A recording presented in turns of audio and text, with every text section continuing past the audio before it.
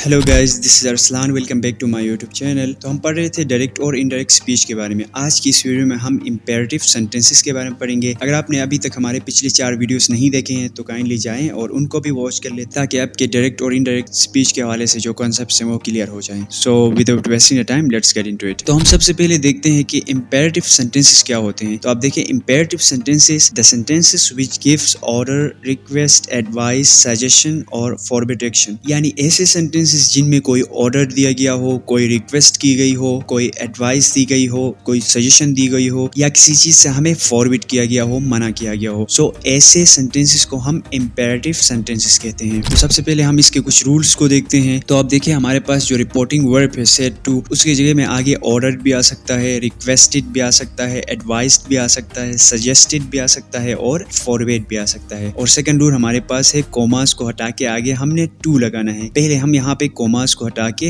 Date लगाते थे, but यहाँ पर अभी कोमास को हटा के हमने आगे टू का इस्तेमाल करना है। थर्ड रूल हमारे पास है, अगर हमारे पास रिपोर्टेड स्पीच में डू नॉट का इस्तेमाल हो तो आगे हम नॉट टू या फॉरबिड का इस्तेमाल करेंगे। या सिंपली आप ये भी कह सकते हैं कि अगर हमारे पास सेंटेंस नेगेटिव हो तो आगे हम जब उसको इनडायरेक्ट में कन्वर्ट करेंगे तो उसके साथ नॉट टू या फॉरबिड लिखा जाएगा। अब हम चलते हैं कुछ एग्जांपल्स की तरफ। तो आप देखिए, सबसे पहले मैंने ऊपर रूल्स मेंशन किए हुए हैं जो कि अभी हमने डिस्कस किए। एग्जांपल नंबर 1 हमारे पास है, she said to me please help me. जब हम इसको इनडायरेक्ट में कन्वर्ट करेंगे तो ये बनेगा she requested me to help her. अब आप देखिए, इस सेंटेंस में आप प्लीज से अंदाजा लगा सकते हैं कि इसमें कोई रिक्वेस्ट की जा रही है, तो इसलिए हम आगे रिक्वेस्टेड का इस्तेमाल करेंगे। तो आप देखिए, सबसे पहले हमने सेड टू को रिक्वेस्टेड के साथ कन्वर्ट किया और उसके बाद आगे कोमास हटा के हमने टू का इस्तेमाल किया है। कोमास हटाया, टू लगाया और आगे हेल्प हर, तो ये बन गया she requested me to help her. मी हमारे पास हर में कन्वर्ट हुआ। नेक्स्ट एग्जांपल हमारे पास है, he said to me work hard. अब आप देखिए, इस सेंटेंस में आप वर्क हार्ड से अंदाजा लगा सकते हैं कि इसमें कोई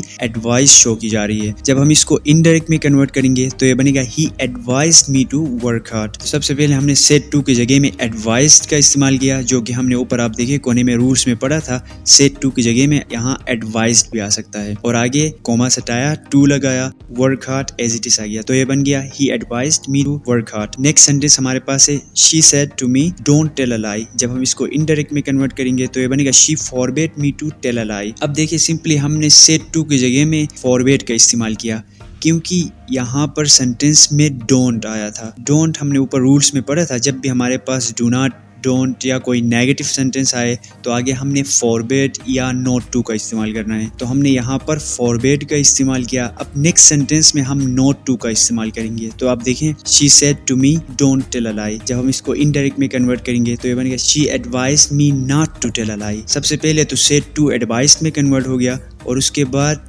डोंट को हमने नॉट टू में कन्वर्ट किया। बाकी rest of the sentence as it is. तो लास्ट सेंटेंस हमारे पास है, the teacher said to me clean the room. जब हम इसको इनडायरेक्ट में कन्वर्ट करेंगे तो ये बनेगा the teacher ordered me to clean the room. अब आप देखिए, इसमें हमने सिंपली सेड टू को ऑर्डर में कन्वर्ट किया है और आगे कोमास हटा के हमने टू का इस्तेमाल किया है, जो कि हमने ऊपर रूल्स में पढ़ा था, और clean the room as it is हमने लिखा है। तो ये बन गया the teacher ordered me to clean the room. Simply हमने इन रूल्स और चेंजेस को फॉलो करते हुए डायरेक्ट को इनडायरेक्ट में चेंज किया है। तो ये थी आज की हमारी वीडियो। अगर आपको वीडियो पसंद आई है तो इसको लाजमी आगे शेयर करें। So thank you so much for watching.